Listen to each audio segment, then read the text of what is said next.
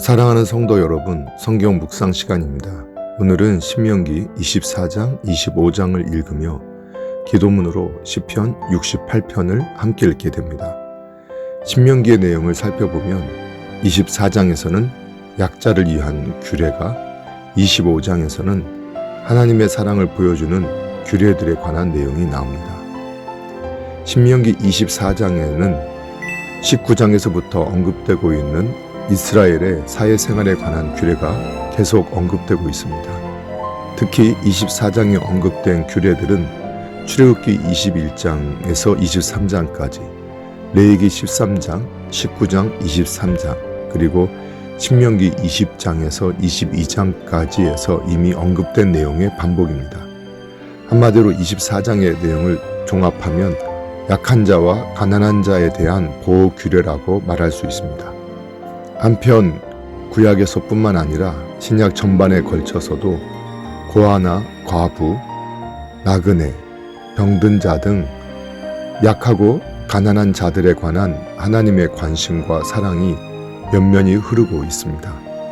결국 24장은 이 땅에 살고 있는 성도들은 어려운 이웃을 돌보며 살 뿐만 아니라 자신들도 하나님의 보호와 긍휼을 잊고 살아가는 존재들임을 깨달아야 함을 교훈하고 있습니다.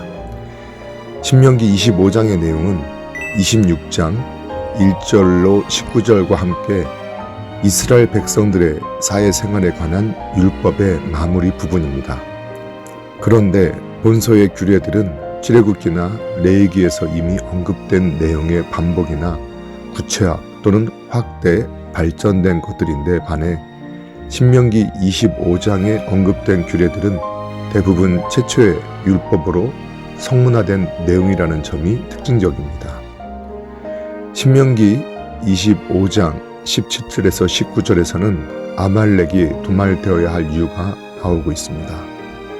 아말렉이 도말되어야 할 이유는 하나님을 두려워하지 않는 데 있었습니다.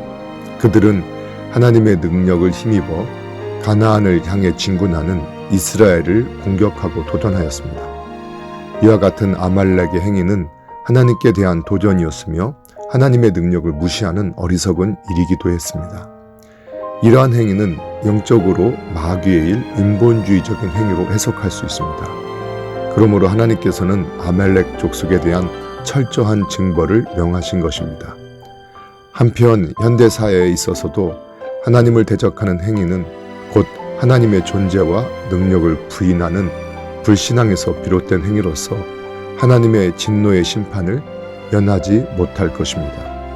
결국 하나님을 두려워하는 신앙은 하나님의 주권과 그분의 통치를 받아들이는 삶으로 우리를 이끌며 이와 같은 삶을 통하여 우리는 그리스도 안에서 보다 풍성한 영적인 삶을 살 수 있게 됩니다. 사랑하는 성도 여러분, 하나님은 사랑이십니다. 그러나 악을 미워하시는 공의로운 분이십니다. 오늘도 예수님을 깊이 생각하고 예수님을 따라가는 복된 삶이 되기를 예수님의 이름으로 축복합니다. 할렐루야.